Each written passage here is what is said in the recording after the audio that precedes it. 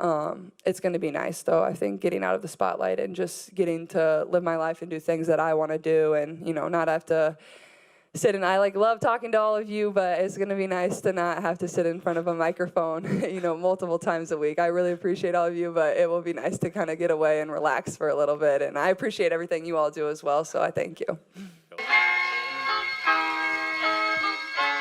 You got me down again.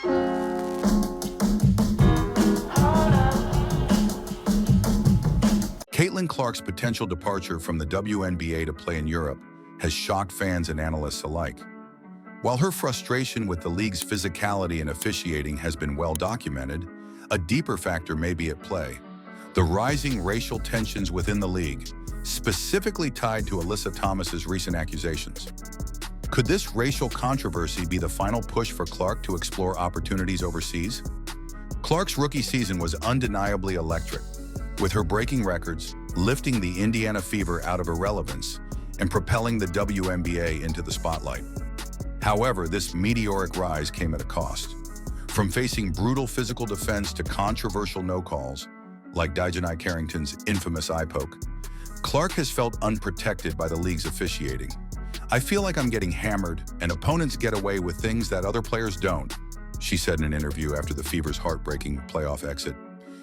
Yeah, I think just being competitive is who I am. It's what I've done my whole career. I think at times there's ways I can probably channel it a little bit better, but that's just basketball at the end of the day. That's never gonna change. I'm never gonna lose that. I feel like I'm getting hammered. I don't know. I appreciate Christy getting the tech too. While the physical toll alone was draining, it's becoming evident that the environment in the WNBA, beyond the court, has been a growing source of frustration for Clark. And nothing exemplifies this more than the recent racial controversy stirred by Alyssa Thomas. After the Fever's playoff elimination, Alyssa Thomas took the stage not to discuss her team's win, but to accuse Caitlin Clark's fan base of racism. Thomas claimed that in her 11-year career, she had never experienced such vitriol, implying that Clark's sudden rise to stardom is somehow tied to racial bias. Honestly, it's been a lot of nonsense. I think in my 11-year career, I've never experienced the racial comments from the Indiana Fever fan base. We had her face on a serious matter that happened in this world, and it's unacceptable, honestly. And there's no place for it. And Thomas stated, indirectly linking Clark's popularity to her predominantly white fan base. This wasn't just a comment on trolls or online hate. It was an accusation that essentially targeted the league's new fan base, many of whom had started watching because of Clark's presence. Thomas painted a picture that Clark's success and the attention she received were products of race rather than talent. For Clark, this must have felt like the ultimate slap in the face. After working tirelessly to prove herself on the court, she now found herself at the center of a racial debate she never asked for. It's not difficult to see how this racial narrative, combined with the physical play she's endured, may have been the final straw for Clark. While she's been the face of the WNBA's growth, she's also become its most controversial figure, largely due to factors beyond her control. From Alyssa Thomas's public accusations to other players using racial tensions to stir controversy, Clark is caught in a political and racial firestorm that could be pushing her to leave the league altogether. In her press conference, Clark didn't directly address the racial allegations, but she made it clear she's had enough. "I need a reset. I need to get away from all of this," she said. Many speculate that this reset could involve a move to Europe, where she could focus on her game without the external pressures that have consumed her WNBA experience. Basketball was something I absolutely loved to do, but there was a lot of other things I had to have done in my life, whether it was school, whether it was emptying the dishwasher or taking out the trash. I had chores, it stunk. I think it'll definitely be a little bit of an adjustment period for myself, not really, having to do that so much. I woke up yesterday and I'm I don't know what I'm gonna really do. So it's gonna be nice though. I think getting out of the spotlight and just getting to live my life and do things that I wanna do, and, not have to sit and I love talking to all of you, but it's gonna be nice to not have to sit in front of a microphone. Europe could offer Clark the chance to play in a league with a different focus and potentially a more balanced environment. Free from the racial tensions that have started to define her WNBA journey. Clark's possible move to Europe isn't just a personal decision, it's a potential disaster for the WNBA. Since joining the league, Clark has transformed the Fever into a money-making machine. Attendance for Indiana games skyrocketed by 400%, ticket sales surged by 60%, and her jersey became the top seller in league history. Her games drew millions of viewers, eclipsing even matchups featuring other WNBA stars like Breanna Stewart and A'ja Wilson. Clark wasn't just a player, she was the league's main attraction. Losing her would be a financial and public relations nightmare for the WNBA. With Clark considering an exit, the league is staring down the barrel of losing its biggest draw and, potentially, its new fan base. But beyond the economic impact, Clark's departure would expose the deep issues that have been festering within the WNBA. Race, politics, and the struggle for equality within a league that has long prided itself on inclusivity. Clark leaving the WNBA would be a signal that the league isn't ready to protect and nurture its top talent. It could also set a dangerous precedent for other players who feel unsupported or unfairly targeted. If the WNBA can't resolve the tension brewing within its ranks, more players may begin to look elsewhere. But for now, all eyes are on Clark. Will she pack her bags and head to Europe? If she does, it won't just be a career shift. It will be a turning point for the WNBA. What do you think? Is Caitlin Clark justified in considering a move to Europe? Let me know in the comments below. Connecticut Sun forward Alyssa Thomas and Indiana Fever coach Christy Sides both called for the abusive comments toward W players to stop during their respective post-game news conferences following Game 2 on Wednesday night. Thomas went as far as to ask the league to step in to do something about the behavior. You got me down again.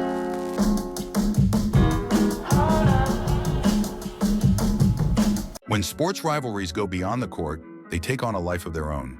The ongoing tension between Alyssa Thomas and Caitlin Clark has become much more than a battle between two star players. It's a flashpoint for discussing race, identity, and the way the WNBA promotes its athletes.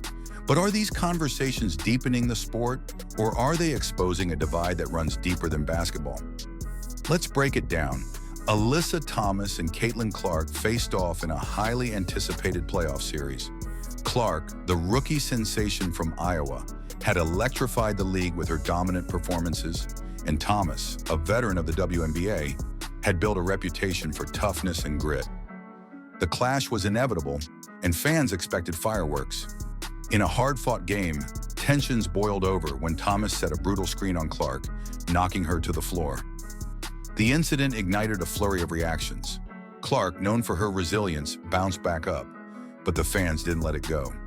Soon, Thomas was facing backlash, accused of playing dirty and taking out her frustrations on the young star. But Thomas didn't take the criticism lightly. She flipped the narrative, claiming that much of the backlash wasn't just about her play, but rooted in something deeper: race. I think in my 11-year career, I've never experienced the racial comments from the Indiana Fever fan base. The rivalry between Thomas and Clark isn't just about basketball. It's a lens through which we can examine the complex intersections of race, fandom, and identity in the WNBA.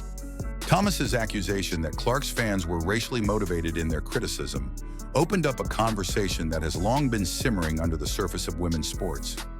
Clark, a white player, has become the new face of the WNBA, while most of the league's players, including Thomas, are black. Some have argued that Clark's rapid rise to stardom has been fueled in part by her race, with the league and media placing her front and center as their next marketable superstar.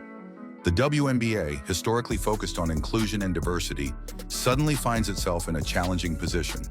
How do they promote their brightest new talent while ensuring that long-standing stars like Thomas and Angel Reese don't feel sidelined? Clark's emergence has been meteoric. Her dominance on the court and charisma off it have drawn comparisons to LeBron James and Stephen Curry. Fans are flocking to her games, and ratings are spiking. However, as her star rises, some players, like Thomas, feel the spotlight is being unfairly taken away from the veterans who have long carried the league. Thomas' complaints about racism may stem from more than just frustration over one game. It could represent a broader concern that the WNBA's emphasis on marketability is leaving behind its core values of equity and representation. During the heated playoff matchup, Thomas alleged that Clark's fans had subjected her to racial abuse. It's unacceptable, honestly.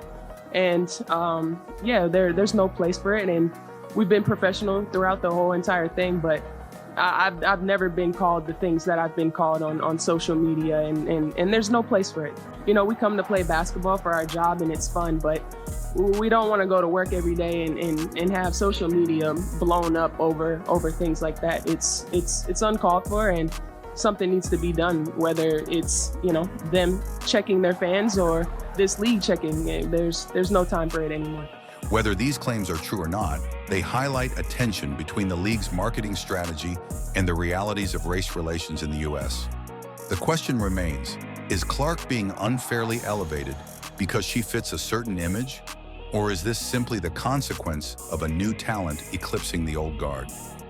The WNBA has always prided itself on being a progressive league, pushing boundaries on social justice issues and championing diversity. But the rise of Caitlin Clark has created a marketing dilemma.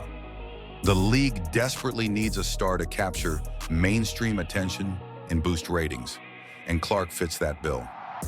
She's a phenomenal player with massive crossover appeal, attracting not just traditional WNBA fans, but casual viewers who might otherwise ignore women's basketball. But with this increased focus on Clark comes resentment. Players like Thomas and Reese, both incredibly talented in their own right, wonder why they're not receiving the same level of attention, despite their consistent performances and contributions to the league. The WNBA, in its bid to grow the sport, runs the risk of alienating some of its most important athletes by appearing to favor marketability over merit. Clark's rise is great for the WNBA in the short term. Ratings are up, more people are attending games, and her jersey sales are through the roof. But if her popularity continues to overshadow the contributions of veteran stars like Thomas, it could backfire. Thomas's racial claims could gain traction if other players start to feel the same way, that the league is willing to sideline its black athletes in favor of a new, marketable face. In her post-game comments, Thomas painted a picture of a league divided. "There's no place for racism in our sport," she said, "but it feels like sometimes the league is more interested in selling the next big thing than supporting its players." It's a delicate balance the WNBA must strike. How to market a white star in a predominantly black league without alienating the players who have built the WNBA into what it is today. Clark's talent is undeniable, but is the league doing enough to ensure all players feel valued and respected?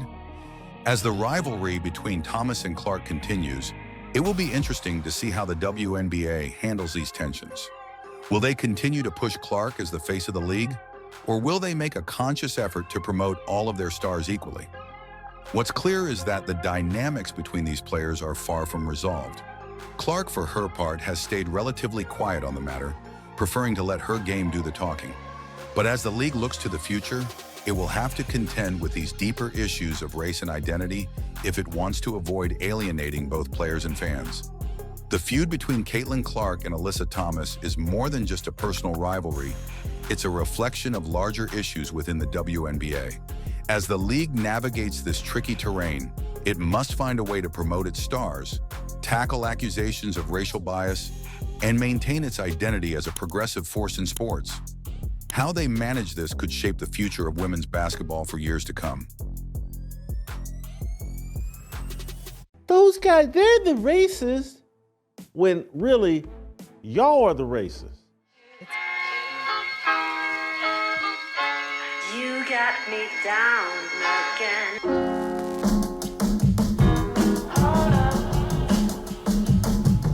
In the wake of Caitlin Clark's playoff exit, a new scandal is shaking up the WNBA. Alyssa Thomas has been suspended following accusations of a racially motivated assault on Clark during a heated playoff game. This incident has sparked widespread debate, not only over player safety, but also over deeper issues of race within the league. Thomas claims that racial abuse from Clark's fan base has contributed to the ongoing tension, but her actions during the game are raising even more eyebrows. Let's dive into the story. In a pivotal playoff matchup between the Indiana Fever and the Connecticut Sun, emotions were already running high. Clark, fresh off a historic rookie season, was looking to cement her place as one of the WNBA's biggest stars. Meanwhile, Alyssa Thomas, a veteran of the league, was eager to lead the Sun to victory. What should have been a competitive, hard-fought game turned controversial in an instant when a physical altercation broke out. During the game, Thomas was accused of a deliberate and aggressive move toward Clark, which many labeled as a racist assault. The action resulted in an immediate uproar among fans and analysts alike. The Fever were eliminated from the playoffs, but the real story emerging from the game was the alleged racial undertone of Thomas's actions. As details emerged, WNBA officials moved quickly, suspending Alyssa Thomas. The decision was met with mixed reactions from the public. Some praised the WNBA for taking a strong stand against any behavior that could be construed as racially motivated. Others questioned the severity of the punishment, suggesting it was a hasty decision made under public pressure without full evidence. What makes this story even more complicated is that Thomas didn't just face punishment on the court. During the post-game interview, Thomas did not shy away from addressing the issue. Instead of expressing regret or reflecting on her performance, she shifted the focus to the treatment she received from fans. According to Thomas, she had been subjected to racial abuse throughout the series, particularly from Clark's fan base, which she accused of being racist. It's unacceptable, honestly. And there's no place for it. And we've been professional throughout the whole entire thing, but I've never been called the things that I've been called on social media, and there's no place for it. You know, we come to play basketball for our job and it's fun, but we don't want to go to work every day and have social media blown up over things like that. It's uncalled for, and something needs to be done, whether it's, you know, them checking their fans or this league checking. There's no time for it anymore. Thomas's comments lit a firestorm in the media. In her post-game interview, she claimed that throughout her 11-year career, she had never experienced such racially charged abuse until this season. She directly pointed the finger at Clark's supporters, alleging that their admiration for the star player was laced with racial biases. I think in my 11-year career, I've never experienced the racial comments from the Indiana Fever fan base. Her words sparked a larger conversation about race and fandom in the WNBA. Fans and analysts alike were left wondering, is there a deeper racial tension brewing in the WNBA? Or was this simply a desperate deflection from a player trying to shift attention away from her playoff performance? This isn't the first time that Clark and Thomas have been at odds. Earlier in the season, during a regular season matchup, tensions boiled over between the two when Thomas set a hard screen that sent Clark to the floor. Though Thomas was penalized for the play, the incident added fuel to an already simmering rivalry. Clark, however, has largely stayed out of the fray. She has not responded directly to Thomas's claims or engaged in the controversy surrounding their previous encounters. Instead, she has focused on her game, letting her historic rookie season speak for itself. This has only further endeared her to her growing fan base, which includes a mix of traditional WNBA fans and newcomers drawn to her record-breaking performances. One of the most intriguing aspects of this story is the media's role in shaping public perception. Some sports pundits have accused the media of fanning the flames by amplifying Thomas's accusations without sufficient evidence. Instagram and Twitter, these are choices we make. There's an easy way. The league doesn't have to get involved. The Indiana Fever don't have to do something to get you away from social media. Put your phone down. Don't download the apps. Don't engage. Others argue that these conversations are long overdue, as they bring to light the challenges that Black athletes continue to face in a predominantly white-dominated fan culture. Critics of the media's handling of the situation point out that while Clark has received overwhelming praise, and attention for her on-court accomplishments. There has been relatively little coverage of how race factors into her rising stardom. Caitlin Clark is Kunta Clark. She's the actual slave that everybody else is exploiting for their benefit. Angel Reese included at the top of that list. Now Alyssa Thomas jumps in and says, oh, let me get my piece. This has led to further conversations about whether the WNBA, and by extension, its media partners, are doing enough to address the racial dynamics at play within the league. The suspension of Alyssa Thomas and the racial allegations have put the WNBA in a difficult position.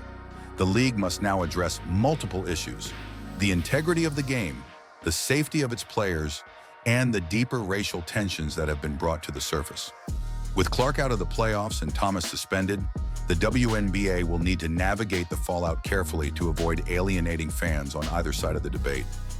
Moving forward, the league may need to reassess how it handles these types of incidents. Are suspensions enough, or should there be further investigations into the broader claims of racial abuse made by Thomas? And how can the WNBA foster a more inclusive environment for all its players and fans? While this story is still unfolding, it's clear that the rivalry between Caitlin Clark and Alyssa Thomas has become symbolic of larger issues within the WNBA. Their on-court clashes and off-court drama have exposed divisions within the fan base and raised questions about how race, gender, and power dynamics intersect in women's professional sports. Clark's rookie season may have ended on a sour note with the Fever's playoff exit, but her legacy is far from complete. As for Alyssa Thomas, her future in the league remains uncertain. Will she be able to recover from this scandal, or will this suspension mark a turning point in her career? Regardless of what happens next, the impact of this incident will be felt for years to come. Both Clark and Thomas are incredibly talented athletes who have helped to raise the profile of the WNBA. But as this situation proves, talent alone is not enough to navigate the complexities of fame, race, and public perception in today's world. The suspension of Alyssa Thomas for a racially charged altercation with Caitlin Clark is more than just a sports story. It's a cultural moment. It highlights the racial dynamics at play within the WNBA and forces fans and players alike to confront uncomfortable truths about fandom, privilege, and representation in women's sports. As the WNBA grapples with these issues, one thing is clear: this controversy is far from over. In the end, both Caitlin Clark and Alyssa Thomas will continue to play key roles in shaping the future of the WNBA. How the league handles their rivalry and the underlying tensions will be a defining moment not only for women's basketball, but for sports as a whole.